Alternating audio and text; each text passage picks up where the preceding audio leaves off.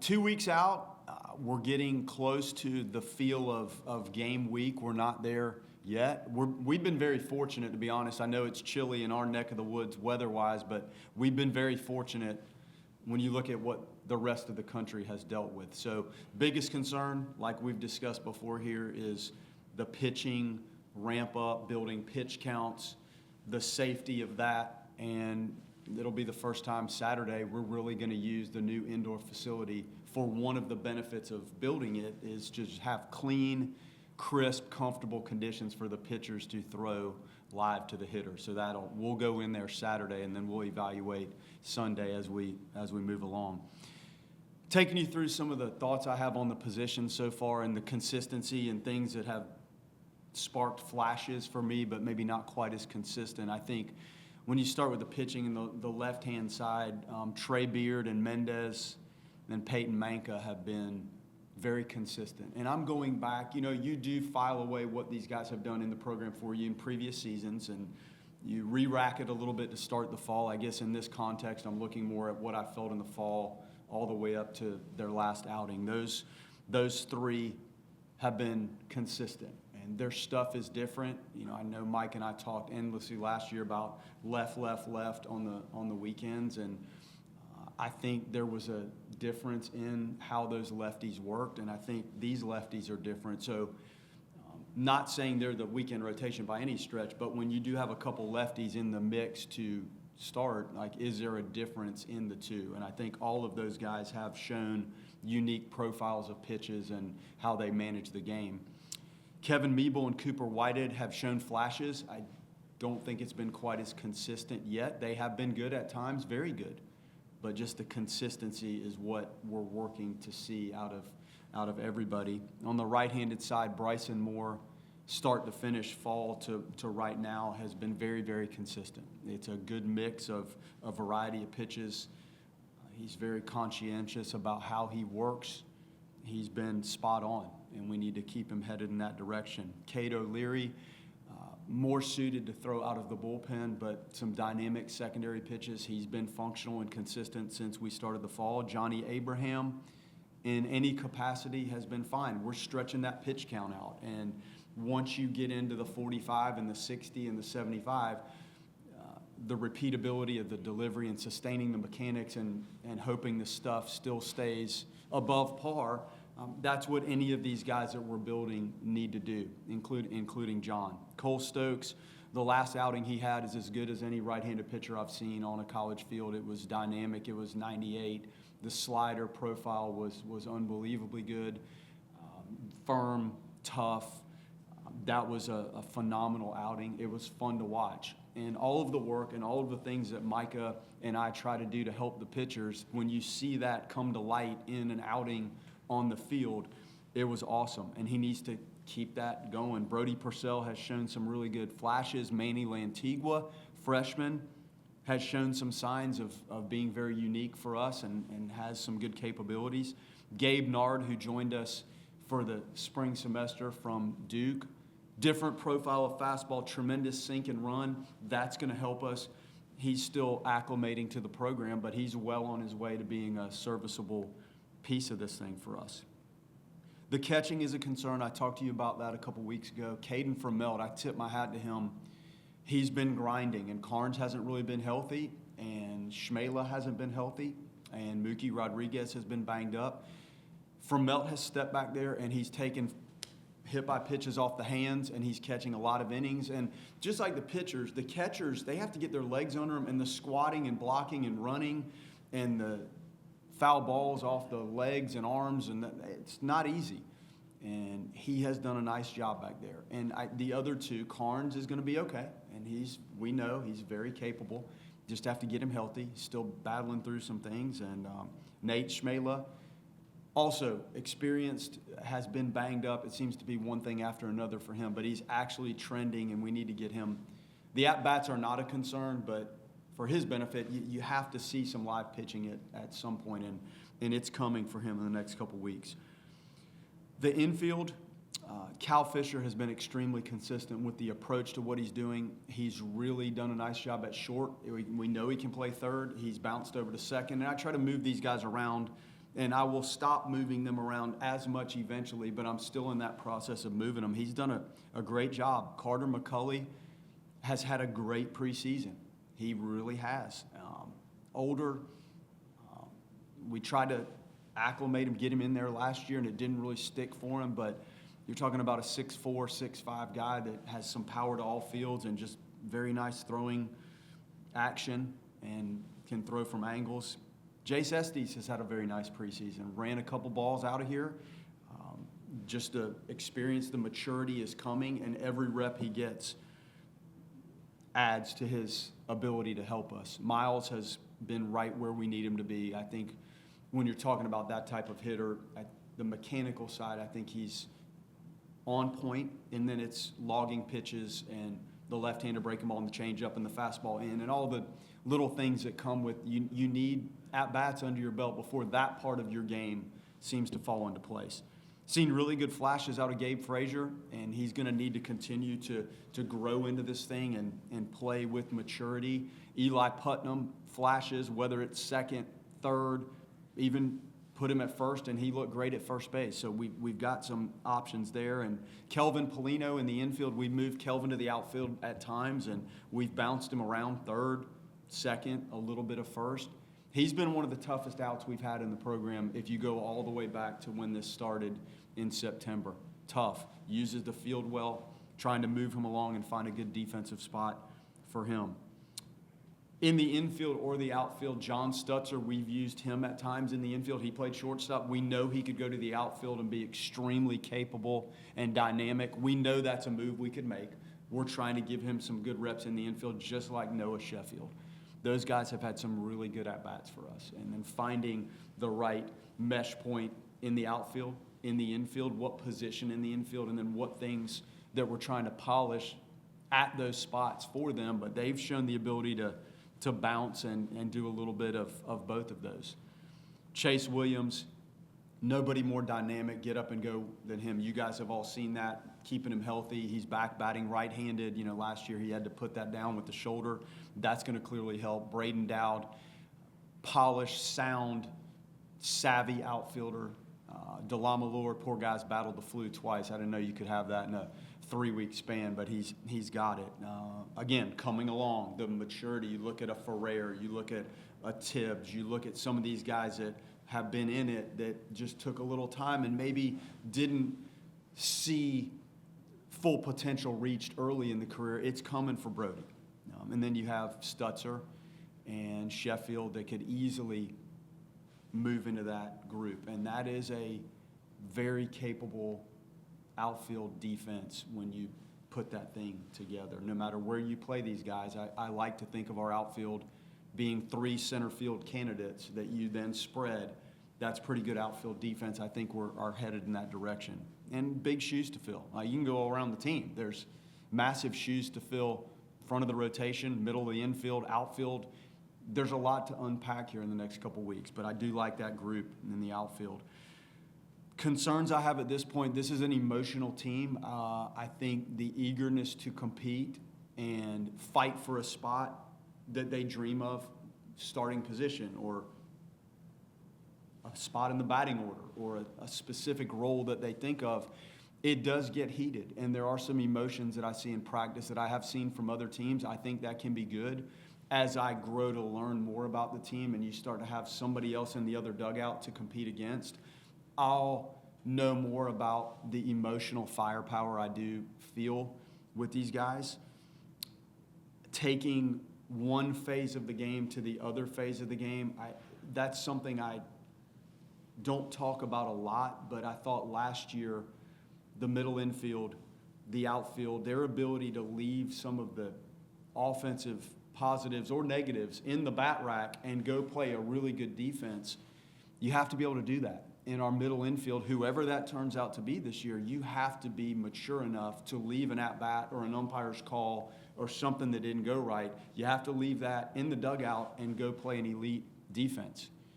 And when you're catching, when you're in the middle of the field, there's more coming at you, and that ball will 100% find you. It will find you if you back down mentally or something has beat you up. That ball has its way of inviting you to add to what is going on in the game. So I do have concerns there. The toughness of the group, I'll know more once we start to play other teams, clearly, like how we respond to certain things. And I want our team to be mentally tough. You're playing 70-plus games, I hope. And the ups and downs of this require mental toughness. It really does.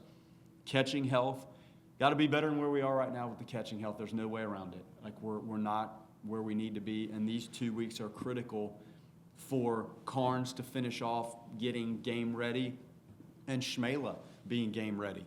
And they're not game ready right now, and that is a concern. And Fromelt has absolutely worn it for us back there, and that is helping everybody. If you don't have functional catchers, and we have very helpful bullpen catchers, which, goodness, if you don't have that, the way this has gone, the pitchers are going to suffer. And our pitchers have not suffered, but I don't want the team to suffer because we're not deep enough back there or clean enough.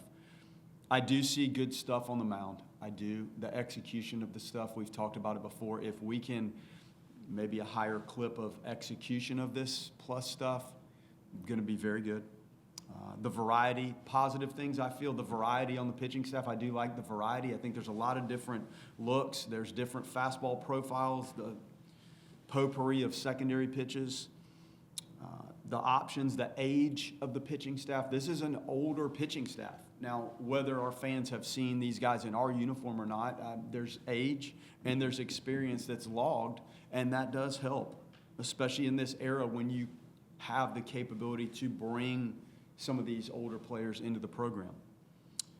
I do think we have a mix, positive things of power and some base running capabilities. I don't think we're one-dimensional. I do think we have, when it works right, I do think we have the capability to have offensive options.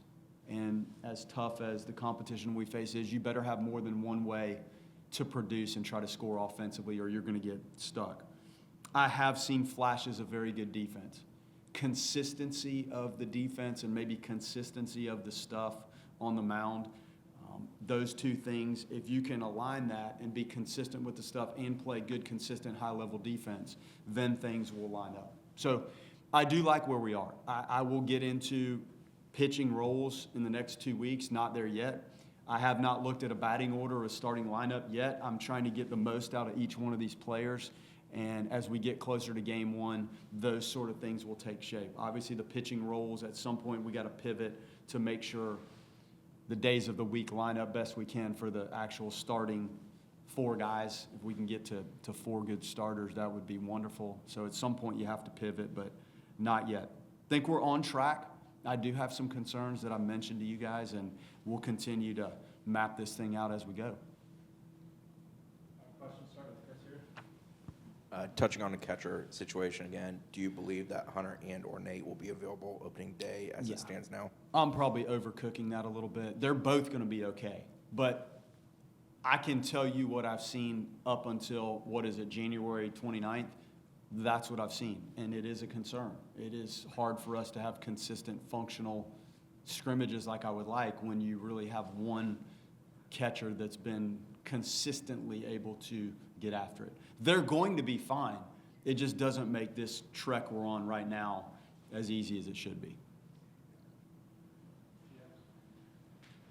You talk about your outfield. You obviously have a lot of versatility out there, but how are you kind of moving guys around while also establishing trust? Obviously, outfield, you need a lot of communication, so how is that in progress? Yeah, we move everybody to left, everybody to center, everybody to right, and we do our fly ball communication. They've all been in essentially every position, and we do our cutoffs and relays kind of around the horn in the outfield, so everybody's had some experience. The center fielder has priority once you get into this on any sort of fly ball. The center fielder has priority over anybody. They understand that, and because we move them around, I think they do become a little bit more familiar with the park, how to communicate, like who's in charge of this thing, and I do think we have probably 3 easily guys that are very capable center fielders, and we'll get to the point where it might be 1 guy, 2 guys. I don't know where we land in those spots. But what I do like is that I feel like you could pull names out of a hat and you could have a really functional, capable outfield defense no matter how you slice it. You talked about the versatility you guys have defensively.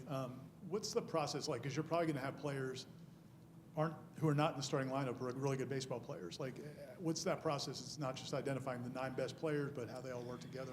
What's that like? Yeah, it's tricky. And in this era, Ira, there's no doubt it's harder than it's ever been because there's so much newness every year to these rosters. So I try to, like I did in the outfield, I try to move these guys around. Everybody has played some third base. And I'm talking drills and reps. In the scrimmages, they bounce, but maybe not as easily as I put half the infielders at third and half at second, half at short, half at second, just to get them to feel it out. And I learn. As I do that, I'm learning what I feel works best. And who turns a double play best as a second baseman?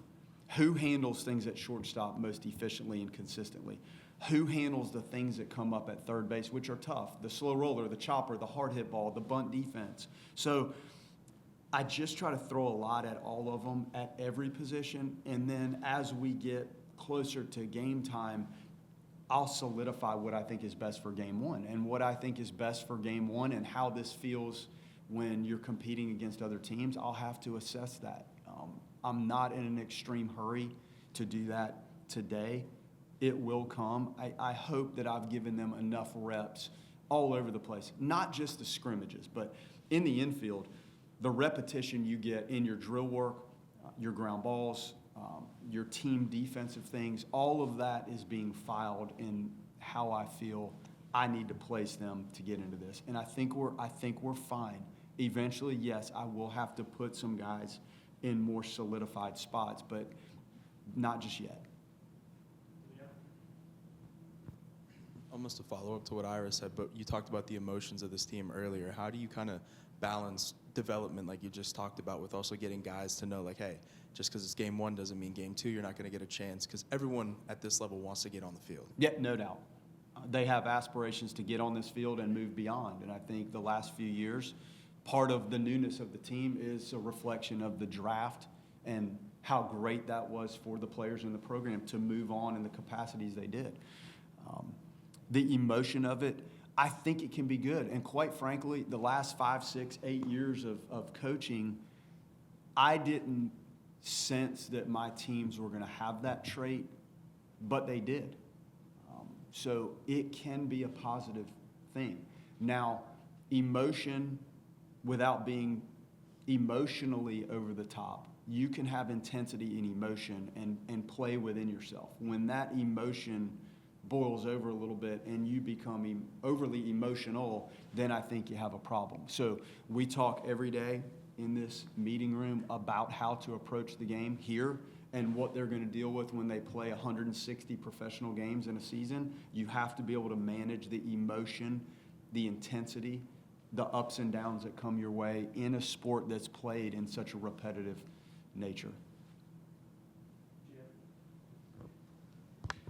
How much does leadership also factor into where you want to put guys in the infield? You talked a little about Cal playing shortstop. How is pretty kind of a more prominent role? So how are you moving guys around based off their leadership roles on the team? Yeah, the leadership is something I hope that organically comes to fruition. I don't want anybody to be outside of their personality where they almost become uncomfortable with trying to force something that may not be in there. I might have been guilty of that at times. You think because you're playing this position or you're playing here, or there's certain things you're expected to do. I just need you to be the best version of you. The leadership part, it will be organic, and I don't know what goes on in that room behind this wall in terms of who is the voice in the locker room. They're going to vote for captains, so eventually I'll know what they think when it comes out from behind that wall.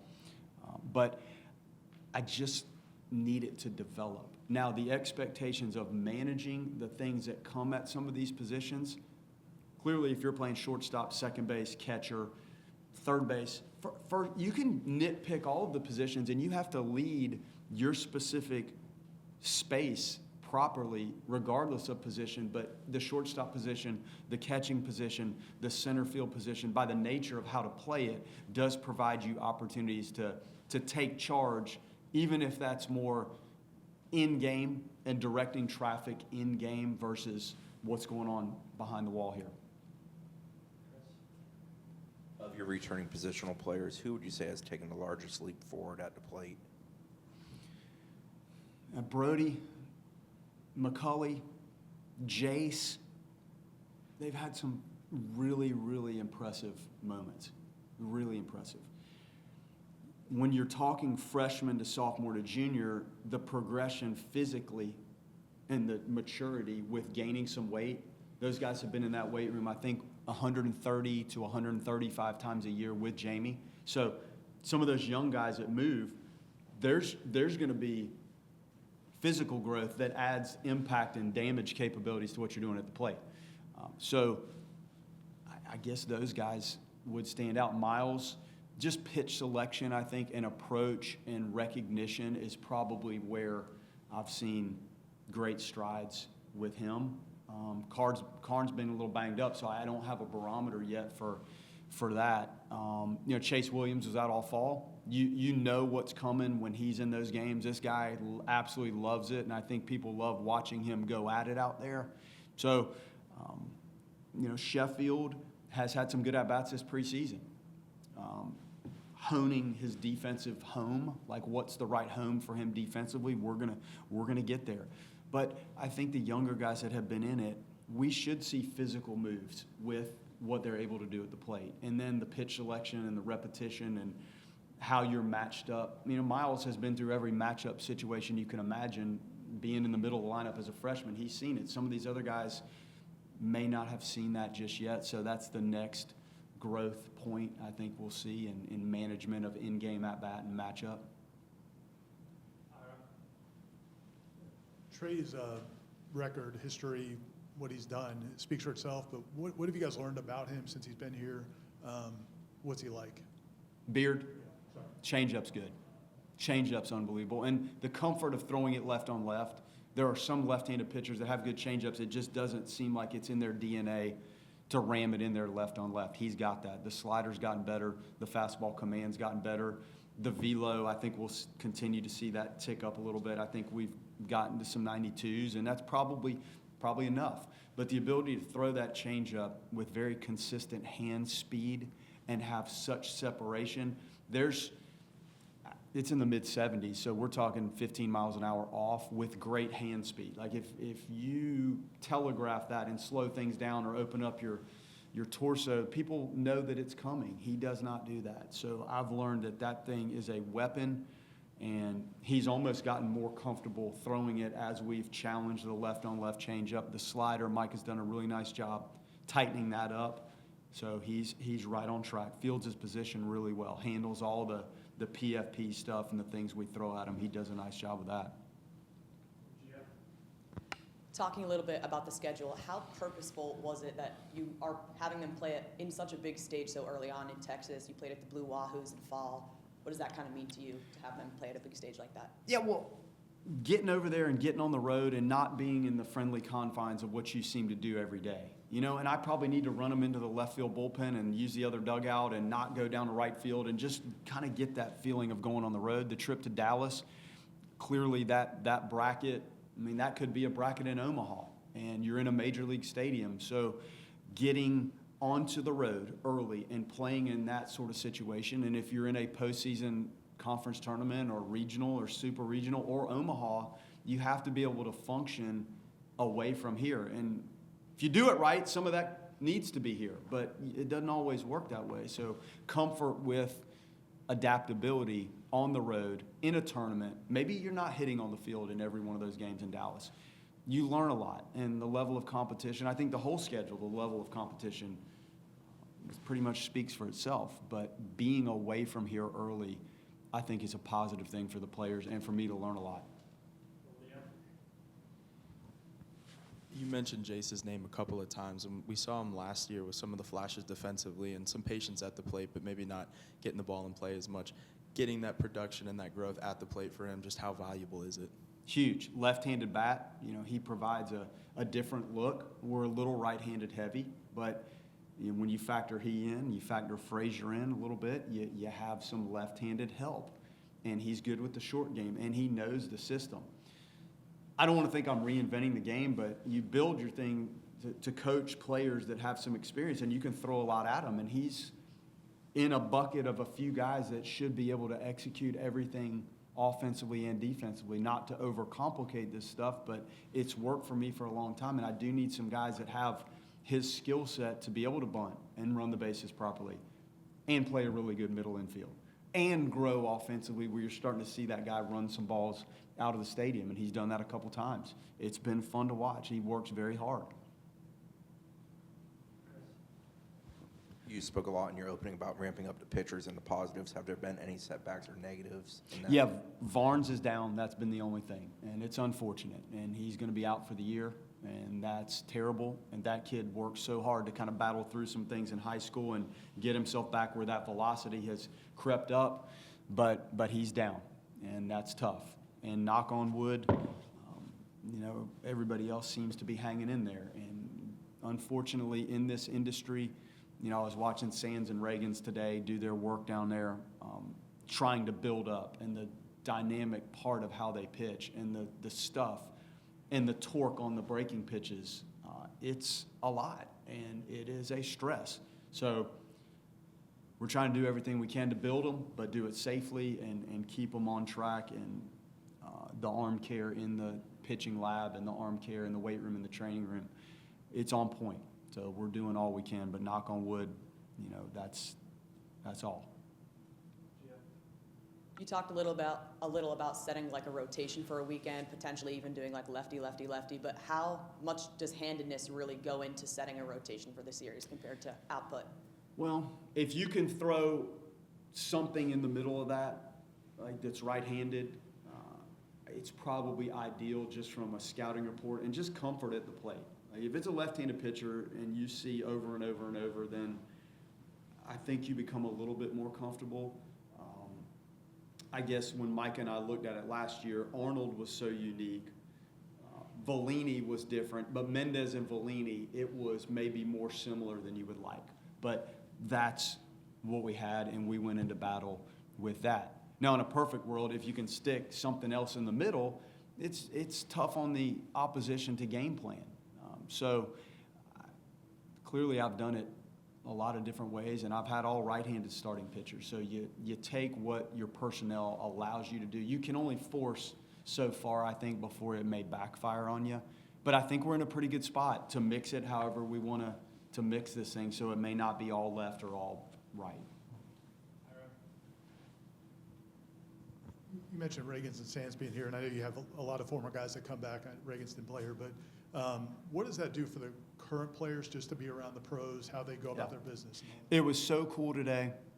I asked Micah, I said, Micah, do you think those guys would be okay with our players watching this bullpen today? Because they're getting ready to be on their way to spring training. So they were very accommodating, and they let our guys watch.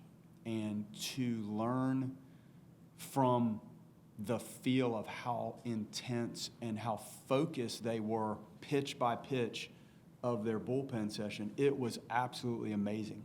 The indoor facility was, you could have heard a pin drop, and Marco was catching it, and he did a beautiful job.